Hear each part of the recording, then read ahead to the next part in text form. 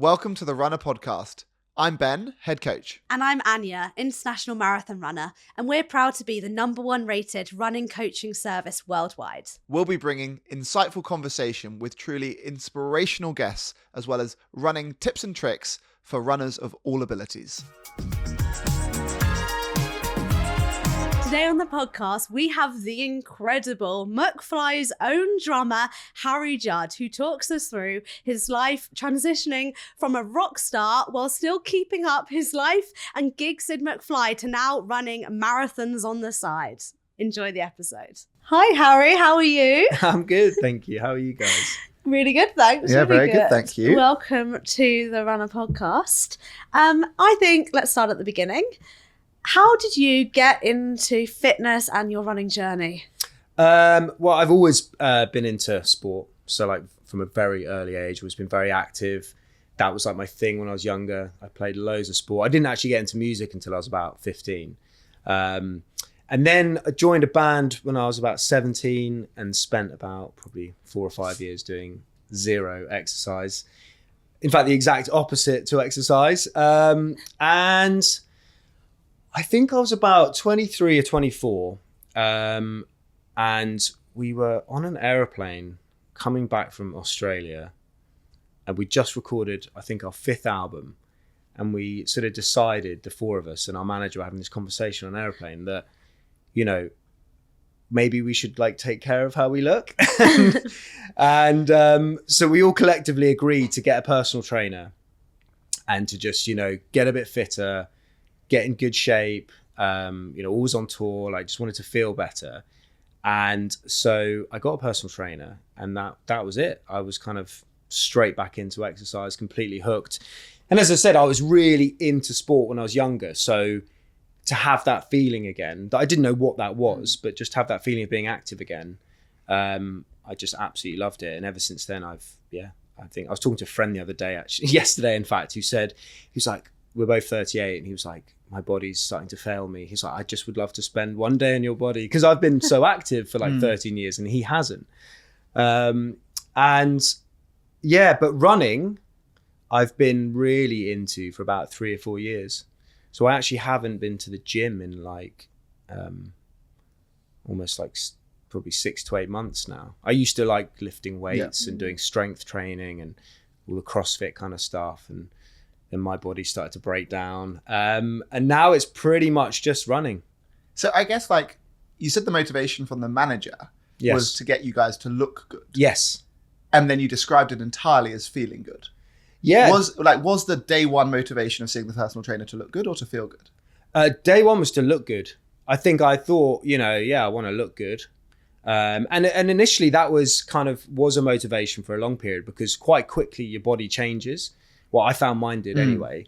And it was like, oh, this is cool. And we were then in Portugal doing some shows, and I was in my hotel room doing like some strength stuff. And the other 3 guys came in and they saw me doing press ups, and I got up and they were like, whoa, dude, whoa, look at you. And then next thing you know, all 4 of us were on my, and I was like, do your press ups more like this, guys. And then kind of all 4 of us got into it. And yeah, it's a vanity thing for sure, because it's nice to look good. It makes you feel good. But I then also quickly realized I was more energized. I was in a better mood. I was also much more motivated to then eat well, more conscious about drinking, but then definitely, the feeling that, like I said, the kind of overall health benefits were massive.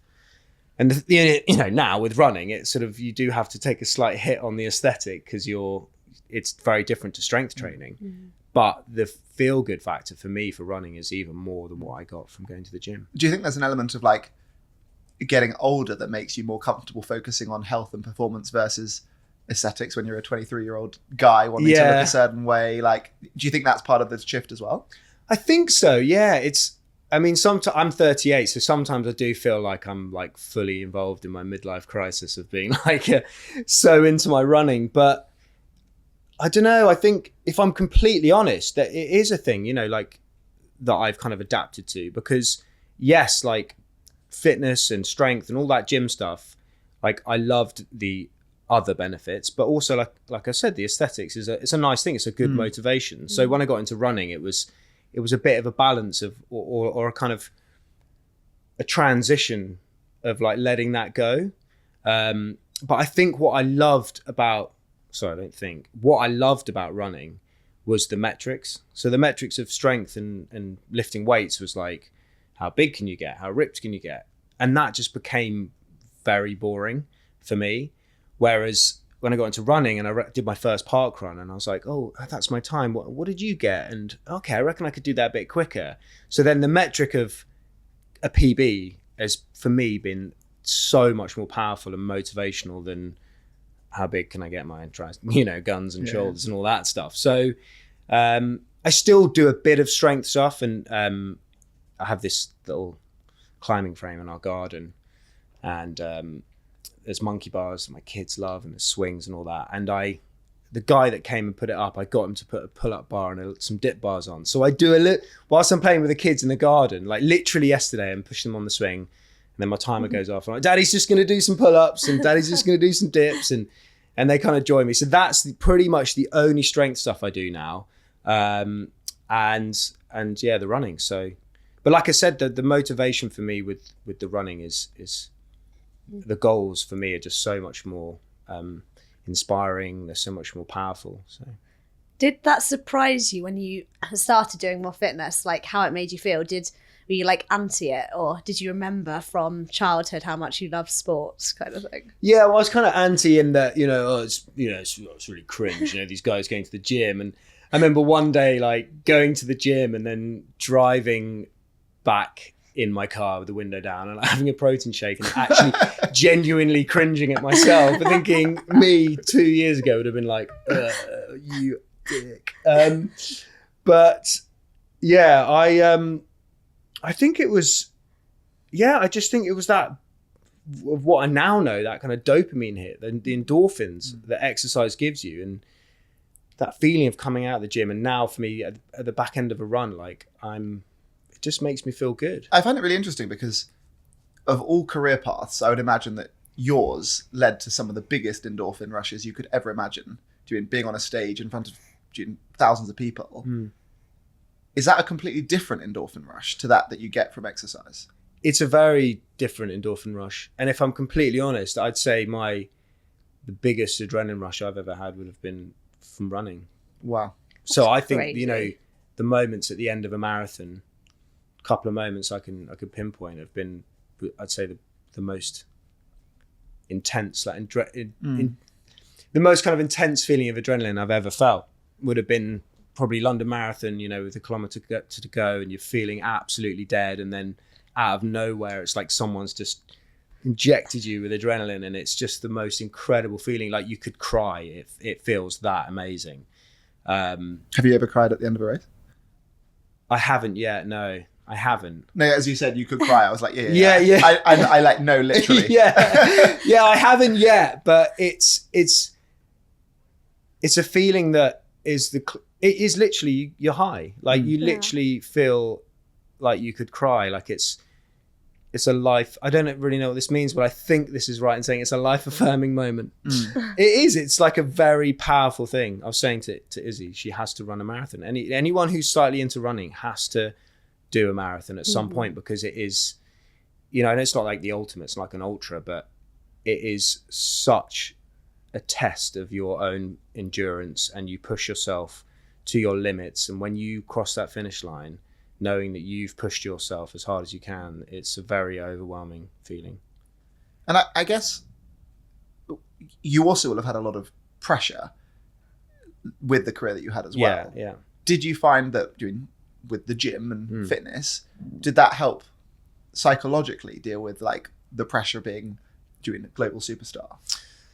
Thank you very much. Global superstar. I guess a global superstar like Anya and I. From your experience, you found it helped. So that's how Anya and I cope with our global superstarness. Yeah. Well, do you know what? I think the first part of McFly was so much fun, and gigs and traveling the world, but I guess it's not so much the pressure. It's just so chaotic and so intense, and there's no sense of routine or structure or grounding, and And there's a lot of other activities going on, you know, outside of the band, after gigs, lots of parties and drinking and et cetera, et cetera. So like you don't necessarily, it's so many kind of highs and lows. And I think fitness kind of just gave me that stability. I think fitness has always been that thing that I could turn to. It's been my kind of, I guess it's something that's given me structure. There's no structure in my life and work, and very fortunate that we've like had a 21 career, that we've had a 21 year career as a band. You know, that's doesn't happen often. We're very lucky, but there is no routine to that job. So I can't complain about my job. It's amazing, but you know, you don't know whether you're coming or going sometimes. And fitness and running has just been my constant, I guess, you know. Have you had to battle with injuries along the way? And have that constant taken away from you? What, with running? With either running or the gym? Like, have you had a time where yes, you haven't been able to crutch upon it? Yeah, I've had very bad injuries, actually. Yeah, I've had a disc replacement in my neck. That was my worst one. And I think that was a mixture of years of drumming and lifting weights. And I think one of my best qualities is also one of my worst qualities, is that I'm very competitive, and I'm, you know, I work really hard, but I don't necessarily do the boring things very well. So the warming up, the mobility, the stretching, I just want to get going. And that does just inevitably lead to injuries. And I think years of drumming, so your right hand is your dominant hand if you're right-handed with drumming. And technique-wise, my technique in early days wasn't great.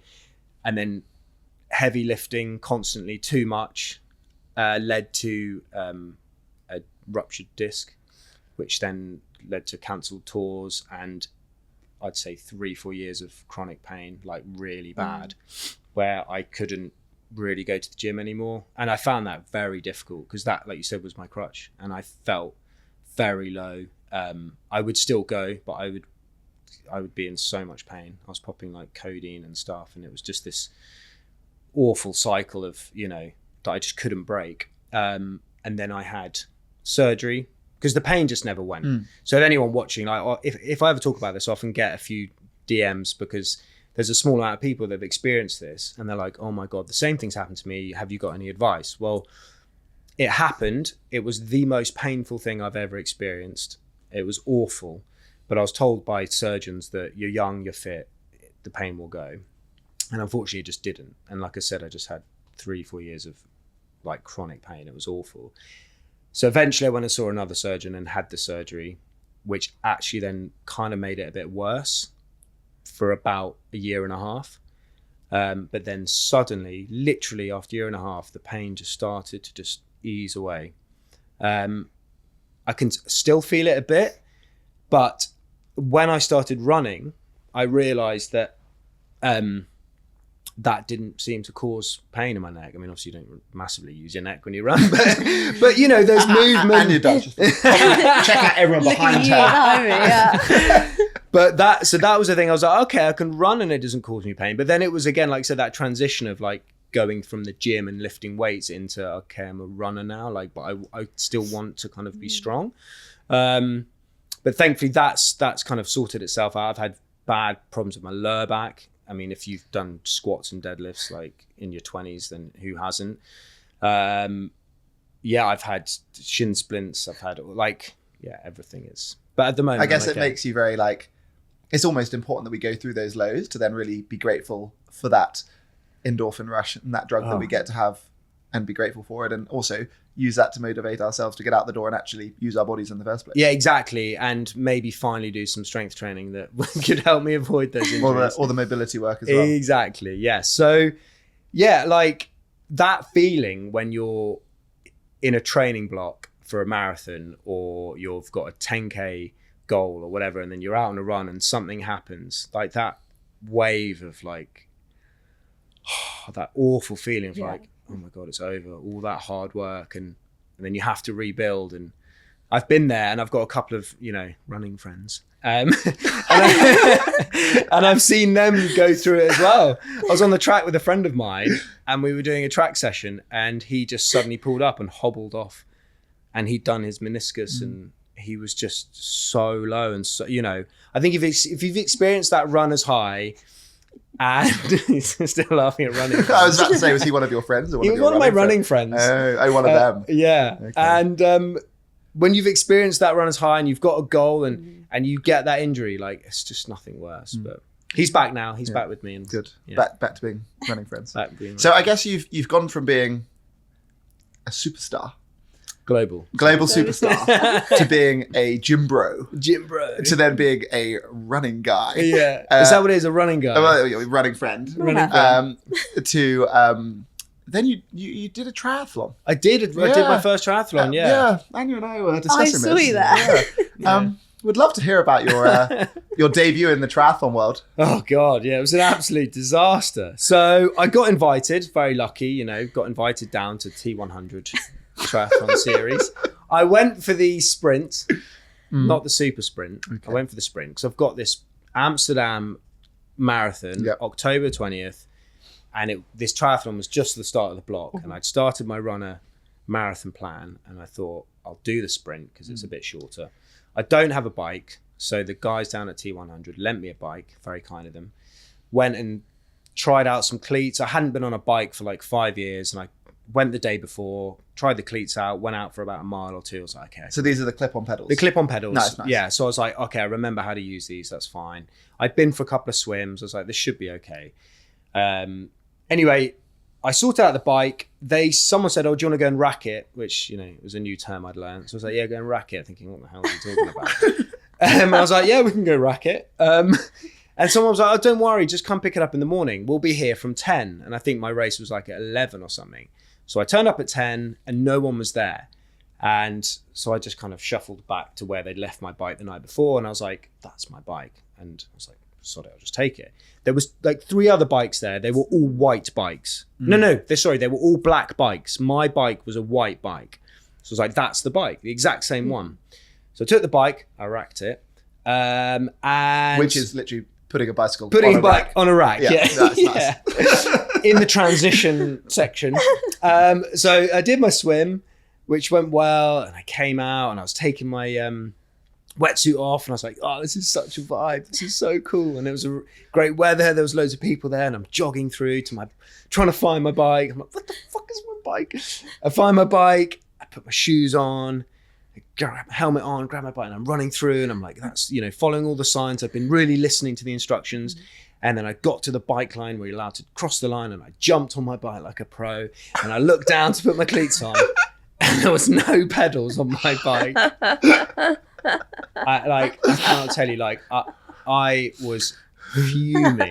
And I am so competitive as well. So I don't know what a good triathlon time is, but I was like, you're probably not going to get one without any pedals. But I was like, I'm going to go hard as I can. And so I was like, there's no pedals on my bike. There's no pedals on my bike. I was literally shouting at everyone, there's no pedals on my bike. And I just had to turn around and run back through the transition bit. Excuse me. Like clip-clopping my way through because I had my cleats on. Through the main section of all the family and friends come to watch. I was like, get out of my way. And I run to the bike bit and I'm like, there's no pedals on my bike. And then I hear, oh, hi, Harry. And it was Anya. And I was like, there's no pedals on my bike. And she's like, okay. So I go. I was like, what do I do? I don't know. Yeah, help me. Did you have any pedals in your handbag? No, I thought about offering you my bike, but I've got totally different pedals. Yes. Right. So anyway, someone quickly put some pedals on. I ran back through, jumped on my bike, and then off I went, pedaled away. I'd literally just cursing through the bike, going, oh my God, I just can't believe it. Oh my God. Anyway, off the bike, did the 5K run, and crossed the line, and they've got the cameras waiting for me. And they go, well done, Harry, 1 hour 26. And I was like, there are no pedals on my bike. Was there a part of you that thought to try and ride the bike without the pedals? Well, it's just simply not possible, is it? I thought, I think in my mind, I was like, I could, maybe if it's really hilly, I could run up the hills and then jump down. But I made the right decision to go get pedals. And then, so turns out after the race, I went back there, and the guy that had been sorting me the bike the day before, who said he'd be there at 10 and wasn't there, he came and was like, oh, hey man, he's like, I heard about your bike. And I was like, yeah, man, and no pedals. And he was like, yeah, you took the wrong bike. And I was like, no, I didn't. I was like, my bike, and then there was 3 black bikes. And he was like, no. And then he went off into this like lorry thing and came out with another white bike. He was like, this is your bike. They're exactly the same. They're identical bikes, except that one had my pedals on. So he hadn't put it out at 10 in the morning, so it was his fault. Yeah. So will you ever do a triathlon again? I will, and I will be checking my pedals. In fact, I might be doing one the week after Amsterdam Marathon, which is probably not advisable, but I've been invited out to Sardinia for this triathlon. So I'm like, go to Sardinia, do a triathlon. Sounds good. Get a really colourful bike. With really colourful pedals. Yeah. Do you ever think that you are, a global superstar, living like this crazy life, and now you're doing like laps of the local field, thinking about stomaching a gel, and you're like, what am I doing? What has my life come to? No, it means so much to me. Like, I cannot tell you. Like, it makes me a happier person in my career. So like, I have to fit my running around like touring schedule, and like this summer we've had loads of festivals and gigs and stuff. And if I'm looking at my runner plan, I'm like, right. Sorry, I've got 3x5K to do yeah, today. literally. I've had these ridiculous scenarios where I'm like, I've got to go and do this. Like the other day, we had a gig in Newcastle, and I had my 27k run to do with some marathon pace in. So I was like, right, we're going up to Newcastle. I'll pack my bag, my running shoes, my gels, everything sorted, all my stuff. We arrived at the airport in Newcastle. We had a gig the next day. And so I had 27k to do on the day of the gig, which is not ideal. So anyway, we arrived at the airport and my bag didn't show up. Everyone else's bags from the entire flight, apart from mine. So I was just like, oh my God, but I've got this 27k to do. I wasn't fussed about my gig clothes or anything. I could borrow them. So I've got this 27k to do. You're only a global superstar guys, without any clothes. Yeah. So the next morning, I got up from the hotel and I got a taxi into Newcastle to a running shop and bought shoes, socks, shorts, running top, gels. They must have thought you were on your first run. No, the guy was like, oh, you're Harry Judd. And I was like, yep. And he's like, and Danny was with me. And he was like, oh, you're Danny. Oh my God. So they were like very helpful, very nice. And they knew you liked running. They knew I liked running. One of them followed me on Instagram. Because I think it would have been a funnier story if from their perspective, you just like magically woke up that day and decided you're a runner. And I'm a runner. I will need 6 gels, please. I need your fastest carbon shoes in a size 9.5. And I would like short shorts with gel pockets, key, and I want your good running socks. Carb compression. I bought everything. Hat, I need a hat. Yeah, literally the whole thing. And off I went on my 27k on a hot day in Newcastle on the Tyne. It was horrific. It made me readjust my marathon time. My marathon goal time has dropped by 5 seconds after that run. Running just as well. You get to like sit down in your gigs, given that you're the drummer. I know, and also I wear my watch during the gig, so I like to because when you drum, it counts as steps. No, so, I've seen you put you start an activity for drumming. Yeah, start an activity. I put like drumming on my watch so I can see it. So that do you wear a heart rate monitor as well? Do you know, I just got one last week. So you're going to start wearing that for drumming? I've got a gig tomorrow night, so I'll wear it tomorrow night. Well, what you should do, so you don't risk your bag turning up, not turning up, is just go to the gig in your running kit. Goes, yes! Yeah. Well, I did start wearing some running hats on stage. I thought, is that cool? Probably not. But to be honest, it's not too dissimilar. I like drumming in a vest because it's like loose and comfortable. But anyway, I just look. I'm all in with the running. Like it's Love it. Yeah, it literally like it does consume my thoughts. I mean, I get obsessed with things. So like drumming obviously has lasted because it's my job.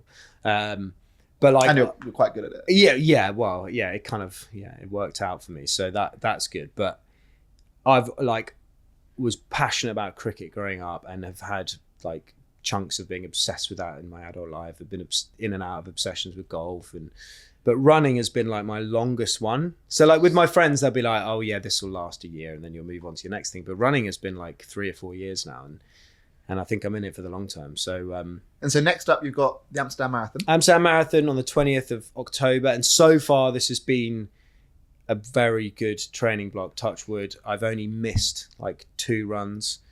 Where I was being sensible because I could feel like a sort of more than a 5-6 out of 10 pain, so I stopped. So far, so good. And what number marathon is this? This is number 5. Yes, number 5. And then I've booked in for London next year as well. Very exciting. And so are you aiming for a fast time in Amsterdam? Yeah. Because you mentioned you like hunting PBs. Yes. You aiming for a PB? I'm aiming for a PB, definitely, yeah. And what's the time to beat? The time to beat is 3:14, but I'm hoping for 3:09, 3:08 maybe, who knows. Some serious times. Well, I'm my goal is I set myself the challenge. I want to go sub 3 before I'm 40. So I've got a couple of years, so I should be able to do it. But you know, the great thing about running, and I think the most important thing for most people about running, I would say, is don't compare yourselves to others, right? And that goes for everything in life. But for me, actually, comparing myself helps because it motivates me. And everyone has a different starting point at running. There's some people like yourself who are just freakishly good. You know, I've got a friend who's done like 3 marathons and he's gone 2:56, 2:45, 2:39. He's just naturally so gifted. Whereas I'm kind of like good. I'd say I'm good, but I know it's going to be a real slog to get that sub 3. And the 3:14 I did wasn't a very good block. I had COVID a couple of times through it, but I got 3:14. So this time I'm confident if I can finish this block well. 3:09 is the goal. London next year, I want to maybe look to 3:04, 3:05, and then the one after that, who knows? But yeah, I mean, I did 3:23 in London this year off the back of about 8 weeks training. I got a place last minute and I was like, sod it, I'll just do it. Yeah. But I actually ended up enjoying that. It was probably the favourite marathon I've ever done because I didn't have a PB in mind. I was just like, just go out and see what happens. But I saw you at the end of that as well. Yeah. So I am very driven by PBs. I want to, definitely up my times. So I guess when you do your next triathlon, you're going to remember colourful bike and pedals. Yes. You're going to go to Amsterdam with running shoes. Yes, definitely. And you're not. You almost need to like take it in your hand luggage in case the bag doesn't. Yes, turn definitely. I'm definitely taking it in hand luggage. But no, You're going to be wound up by you're a running guy now. You won't even let your shoes out of your sight. No, I think I just wear them. Wandering around in my carbon plated shoes in the airport. No, I'm very excited. I think we've got our 21st anniversary gigs, McFly gigs at the O2 the week before. We've got 2 nights on the 9th and the 10th, and then I've got Amsterdam on the 20th. So those are the 3 dates like in my mind. October's a big month. Yeah, well, I guess the gigs will keep you busy on the taper. They will, exactly. I'm glad they're on the taper. That's almost like you've timed. It's slightly inconvenient, these gigs, if I'm honest. No, but I have thought about it. I'm like, yeah, it's fine just to take a couple of days off running then because it's Have you practiced Taylor Swift's tactic when she sings on the treadmill? Does she? Mm-hmm. Well, no, because I don't really sing that much. No, but I air drum. When I'm on a run, I've got my tunes playing. I'm doing I'm really going. Really? Do you do that? Not like that. So uncool. Do you know? I don't listen to music when I run. I don't. No, I don't. I may listen. I listen to podcasts on the easy runs. Mm-hmm. But on the sessions, I can't listen to music. I'm in too much pain. I don't know about you guys. So no air drumming. No air drumming, no. Maybe a little bit. I'll listen to music, I find, on like the last 10K of a marathon when I'm just dying and I need some kind of a lift, and you're kind of feeling very sensitive and emotional and music is suddenly really uplifting. But generally I find music a bit annoying, particularly on the hard runs. I need to just focus on my breathing and just... I mean, I find like when I'm pushing myself hard on sessions, like interval sessions or even tempo runs sometimes are just awful. Like even just like looking, like moving my eyes, I'm like, oh God, even that's too much of an effort. I'm like, I just have to so focus on just trying to stay relaxed. And, I mean, the thing I love about running is there is no hiding. Like, yourself if you are working hard enough, right? And there's no escaping it. And I will never let myself not work hard enough. And even yesterday I had a tempo session and it was one of them. I was feeling tired, whatever it was awful. And I had like 2K to go and I was like, this is horrific. Like every part of my being wants to stop, but I know I'm not.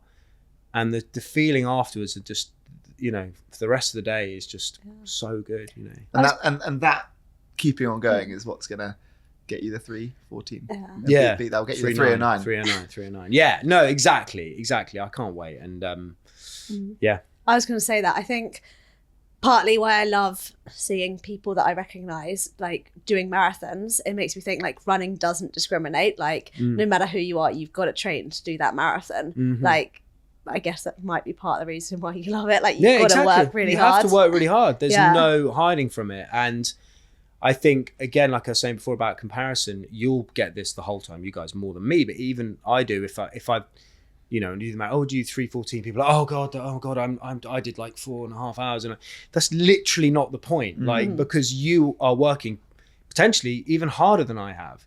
Like, that's the beautiful thing about running. It doesn't matter what your time is, as long as you are pushing yourself to your limit. Then that is what's important. It's not about being as fast as you know. I mean, I'll compare myself to my mates. Like I said, I like that, and I like that competition. Are you the competition. fastest of all your running friends? I'm definitely not the fastest. No, I surround myself with fast people to keep myself going. But I mean, did Joel come on? He's coming on. He's coming on. Yeah. So I run with Joel quite a lot, and he's got that. Fast. Yeah, he is, and he's got that similar, slightly twisted like mindset to me of just like, we're going to make this hurt, you know.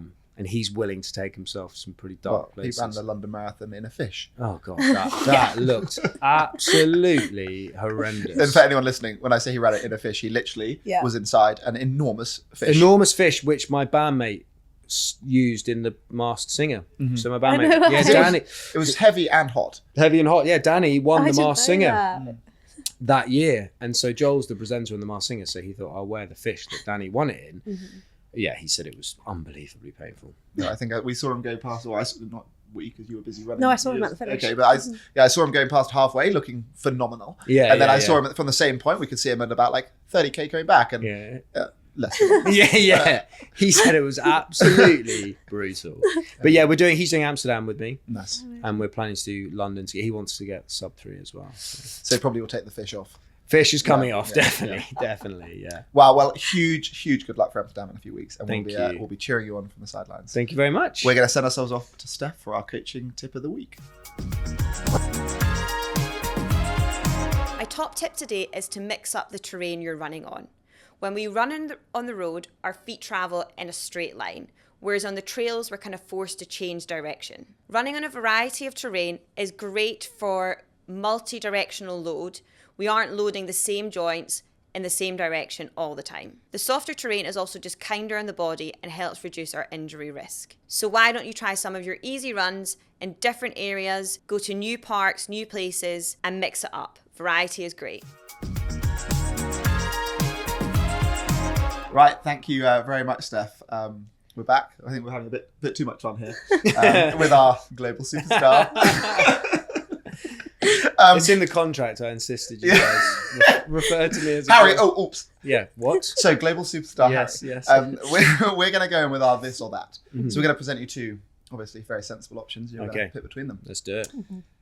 Would you rather run to every gig from now on, but you can never shower, or you have to run back home from every gig to your hotel afterwards? So you finish the gig and you've got to run home, or you have to run to the start, but you can't shower before it. Okay, but when you're saying run to the gig, you're saying I'm on tour and I run from like the hotel to the... Yeah, you're not like I'm not like running from London to Edinburgh. No, not running from here to Australia. Okay. But yeah, like rather than doing, I'm sure you like drive your Peugeot 206 to the start. I'd rather... Oh, gosh. So you see, I take this a bit too seriously. I think I'd rather run back from the gig. So really? I heard a story that you made all the band run home. Yes, we did. We ran back from... Yeah, we did actually run back from a gig once. So when you finish a gig, you can do a thing called a runner, like your app. Wait, you've heard of it? Yeah. So after a gig, our tour manager would be like, do you guys want to do a runner or do you want to stay for a bit? And if you do a runner, you literally go from the stage straight out the venue onto the tour bus and you're gone. And often you do a runner if the journey's a bit longer or if there's like dangerous situation with fans in the venue or whatever. So this time though, the hotel was only like 1 kilometer away. And it was a really weird like road system in Leeds. It was like, it's going to take like 20 minutes to get 1 kilometer. And I was like, let's just run back. And they were kind of up for it. They're like, okay, fine. So we literally did a runner. We came off stage, filmed it, ran all the way to the venue. But you've got like the post-gig adrenaline high and the running. I wasn't sure if you'd be absolutely exhausted or if you're like ready to go. No, you're ready to go. And most of the time after a gig, you're like, you're still pretty pumped. Maybe a 5k PB on the card? Yeah, exactly. Did you put it on Strava? That's a good question. What you also could have done, this could be a great run club. Post gig run hey club. guys, if you enjoyed that, just meet us out back. We've got 5k up next. An 11 p.m. run club. Yeah. It's not a bad idea. To be fair, I think it's Diplo. He started doing a run club. Do you know what? I've thought about this. Since I've been into running, the past couple of tours we've done, I've thought like, should I, put it out there on Instagram? Like, he does a little gig at the end of the run club. No, I'm not doing that. But I'm thinking like in the morning of the gig, often on tour. I think it'd be quite and I'm fun. like, I'm in Manchester. I've got a gig tonight, but I'm going for a run. Meet me here. But I'm often like, I've got to do 3 by 2k at 3:40s, like, you know what I mean? And I'm like, I'm not sure. But you've got lots of energy at the end of the gig. I'm quite sure like you've hyped everyone else up in the crowd. They'll all come with you. but I'm not. I wouldn't always be up for it. Okay. So that's my worry. Like I put it out there. I'm like, well, you could just like take the mic at the end and be like, guys, I'm feeling it. Yeah, I'm feeling it. Who's going for a run? Yeah, we'll see. I don't know. I'm gonna start going to concerts. Okay, I would say I'll ask you, Anya, but I don't think you host that many gigs actually. So no, but I'm up for doing a track session around the O2 with you. Yeah. Yeah. Nice. Nice. Okay, would you rather run a marathon in ballroom shoes or in your red carpet McFly look? Oh, that's a difficult one. So ballroom shoes, but running gear, that would look ridiculous, wouldn't it? Or red carpet look, but you can wear running shoes. Oh, red carpet look and I can wear running shoes. Yeah, definitely that. Definitely that. Yeah, 100%. Ballroom shoes are like quite hard and really slippery as well. Really slippery. Yeah, you wouldn't want to corner with them. No, you have to like before you dance, you have to like scrape them up a bit. Really? To get a bit of grip. Yeah, it was the one thing. Knock them in. Yeah, it used to really sketch me out about that dancing is just wiping out, obviously. Like that's the biggest fear. And I used to like, before you'd be going live maybe that's why they do it, just to get a few extra clips of you sliding over. No, well, like, if you're relaxed and you finesse it properly, you get that nice gliding feeling. But and you put a bit of water on the floor and tap your ballroom shoes on the floor just to get that bit of grip. Yeah. So, but I'm running shoes for sure. Yeah. Mm-hmm. Okay. Would you rather run London Marathon April next year? The entire way, I'll be next to you, drumming. You'll be drumming. I'll be drumming. Okay. Or you have to listen to your own songs the entire time. Well, based on your air drumming technique, I reckon I'll just put on some McFly tunes. We've got like 8 albums worth of stuff. Okay. So. One song on repeat. Oh, God. No. And Anya picks. No, I couldn't do that. No. I think I'd have to put up with your air drumming. No, it's not air drumming. I'm actually drumming. I've got like on my handle, but rather than a basket, I've got a drum. So you're like, just like one drum? Like, come on, Harry. Let's go. That would be so annoying. Come on, keep up. You'd be annoying as well. Boom, boom, boom, boom, boom, boom, boom. Come on, Harry. I don't know, man. Come on, only 2 hours, 45 minutes to go. I'm going for the McFly song. I'm going for the McFly song, I think. When I wrote that is exactly what I was picturing. That would be intensely annoying, wouldn't it? It could be like a helpful pacemaker. Oh, I don't know. That could be your metronome. Come on, well, if you did that, if you kept the beat going, maybe I'd choose that. I mean, I'm not very musical. I might not be able to keep the beat. No. I might accidentally speed up your cadence really maybe fast. We should try it. Come do London with me. You can pace me. Well, if you organise it, I'll give you a cowbell. I feel like as a global superstar, you might be able to get me in as your personal metronome. +1 as my pacer. I'll be your metronome. I think it'd be a bit embarrassing having a pacer if you're not breaking sub 3. and your pacer's not running with you. He's cycling a drum set with you. Yeah, I don't like either of those options, guys. I'm going to go for your company, though. Okay. Oh, that's very kind. Yeah, I think you offer a bit Wait, of the company runner or my company? I'll take your whole company. Yeah, all 100 of us. Yeah, no, I want 100% equity. Okay.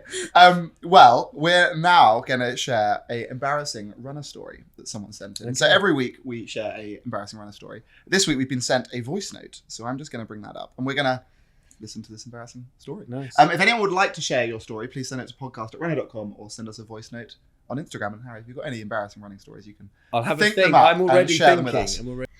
Hey Runna, can't believe I'm sharing this with you, but here's my embarrassing runnish related story. Okay, so this is a couple of years back now, pre-lockdown, but it still haunts me to this day. I was getting into the groove of my run commutes into work, so packing my bag the night before with extra kit, socks and underwear. And at the time, I was working as an instructor at a fitness studio in London. So I got to the studio, I jumped in the shower, put on some fresh clothes before I taught.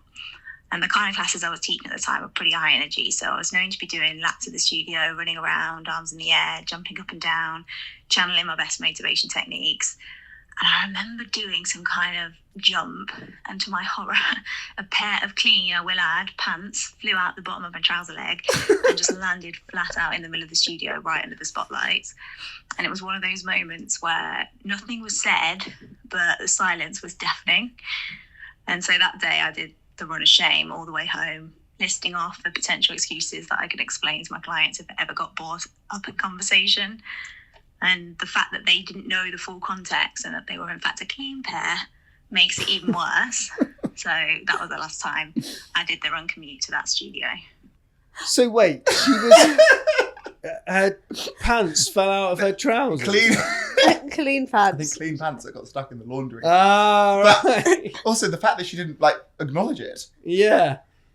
I think she probably did But she the must have- right thing though, because often when something embarrassing happens and you panic and you try and explain this really weird situation, it makes it worse. So If anyone saw just pants fall out the end of the thought, did she forget, Skills. Did she forget to put the other leg in? yeah, And they just slid it off. just slid down. I'd so. go like rock star and be like, guys, stop throwing your knickers at me. Pretend someone threw it. Oh, Oh man, that's a good yeah, I one. feel bad for her. Yeah. If you, I've already shared my running story though, like my embarrassing Triathlon you story. shared an Yeah. embarrassing cycling story with the which is pedals, without really doing Yeah. any cycling. Yeah. Yeah. Um, I don't think I have many embarrassing running stories. I mean, recently I felt embarrassed with myself because I went to do a 10K PB and I just made the rookie error of eating too close to the race and pulled up with a stitch about 4K in. but And it's just like lame, isn't it? So, and you're like, oh, I've got a stitch. You just sound like you're a 12-year-old on sports day. I've got a stitch. And my mate that's really quick was pacing me. He was like, come on. I was like, no, seriously, I can't breathe. And then I tried to carry on and I was still on track for a fairly decent time. And then a couple It's so K true. later, I'm like, is so I lame. can't breathe. This is the lamest thing, getting a stitch. I can't breathe. Yeah, so that's embarrassing. I don't know if we're talking about the same 10K, but I think I met you at the London Winter 10K in February. I had a very embarrassing instance. What I don't happened even there? remember. So I met you at the start line. Yes, yeah, I remember. And then I set off running, and I was actually running and pacing one of the team downstairs. Yeah.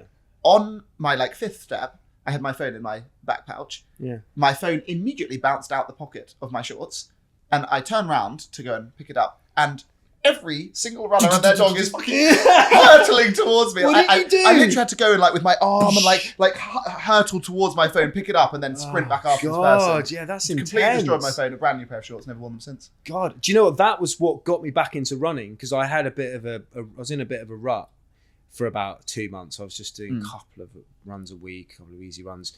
And Joel said, I'm doing this 10K. And I was like, sod it, I'm going to do it with you.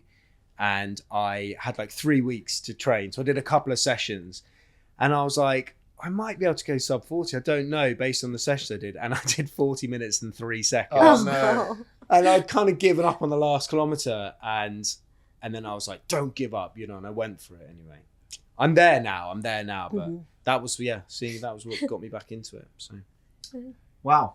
Well, we like to wrap up our Runna Podcast with a very serious final question. Okey-doke. Obviously, the rest of the tone has been doing pretty serious already. Very, very professional. Shall I go for it? Yeah. So, you're on the start line. Yep. Of Amsterdam. Mm-hmm. You're completely naked. Am I? You can bring 3 things with you, though. Three 3 things. Yeah. What are they? Carbon plated running shoes. Nice.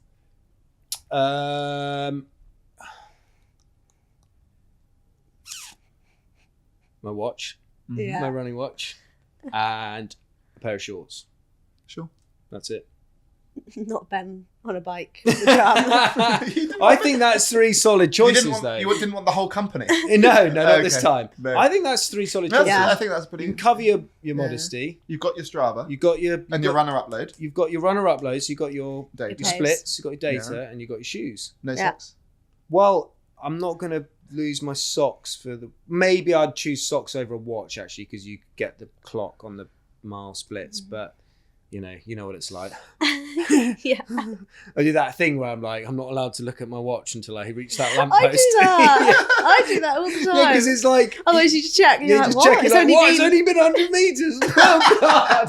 It's true. Yeah. And do you do that thing where you're like 1, 2, I count. 3? Yeah. Try and get. See if I can Yeah, get to yeah. 500. Yeah. That's so true. Yeah. Yeah. True. Well, you try to get to 500 before you look at your watch again. Yeah, I'll Okay. do some of that because you just like Yeah. so. I mean, being an elite like yourself, you also go through these horrific feelings of pain, right? Where it's like, I mean, I thought you were about to steer up as being a global superstar like yourself and your Culling. I'd rather be an elite runner than a global superstar. That's a hell of a flex. But no, but I guess you're also obviously your form and everything looks slightly more impressive than an amateur runner, but you're still going through that feeling of like, oh my god, this is hell. I once heard that Paula Radcliffe counts, so that's what I do now. Yeah, that's what I do. It's so true. Well, There you you heard go. it here first. Yeah, How Harry does it. I do. Can you just tell me what you guys would wear on the start line if you're naked? Oh, see, we're actually all. I think we've been. I think a female we- deserves 4 choices. We've been asking this question enough that I think it's converging on the correct answer. Okay, So- was I? You're correct. So Yeah, basically, you're there. it's like carbon shoes. Yeah. It's one item of clothing, of which women have now seemed to find a tri-suit, a leotard, Tri-suit. a one item, Yeah. and then the remaining is like up for grabs. Like some Yeah. people go sunglasses, some people go watches, some people go. Someone did hiking poles, but I think they were doing an ultra marathon. Okay. But yeah, so like actually, Gels. yeah, but the Headphones. Yeah, but headphones don't really work. But I thought gels, but what you can do with one gel? Like the people handing out. You could have a big gel. What, a big gel? A big giant gel? Not that big. No, but like in a normal marathon, you have let's say 5 gels. You don't have 500 gels. I have more than 5, I think. I have like 7. Yeah, but you can have a water bottle full of gels. And then carrying a water yeah. bottle is horrible. Mm. No. You could just neck 5 at the start line. No, people hand stuff out Yeah, in the yeah, marathon. It's all good. It's fine. I've made the right choice. I'm Well, happy there we with it. are. I'm Well happy done. with my Correct. choice, guys. Correct choice. Thank you. Well, that has Thank been you. fantastic. Thank you, We guys. really enjoyed Thanks for having ourselves. So, me. no, thank you very much. And huge good luck for 309 Yes. and for 304 Yes. and then for for 259. 259. Watch we this will be- space, guys. We'll be cheering you on every Yeah. step of the way. But there's also, there is the unknown. I could be 307 in Amsterdam. It could be, do you know what I mean? I could have an could be, you're amazing right. day. Wait, it could also be 315. I could blow out. Yeah, and but we're just- saying good luck for the good bits. Yeah, okay, yeah. Good No, I'm luck. just saying, I'll let you know. Have a fun day. Follow me on Strava. And you'll see. remember, it's not the time that matters, it's the smile and those endorphins down the finish line. No, it's not. It's the time. It's the time. Well, there we are. Everyone, go and follow Harry on Strava. Today's podcast was brought to you by Runna. If you want to train for any goal, download the app today. And don't forget, you can use the code Runna Podcast for a 2-week free trial. Whether you enjoyed the episode or not, please like, share, follow, subscribe, do all of that nonsense, and we'll see you next time. Thank you so much for listening. Wow, you made it all the way to the end of the podcast. And so for all of our loyal listeners, we have a special 15% off all of our Runner merchandise. If you want to look as cool as Anya, then go and use the code MyFastSocks for 15% off all of our Runner merchandise. And thank you again for listening.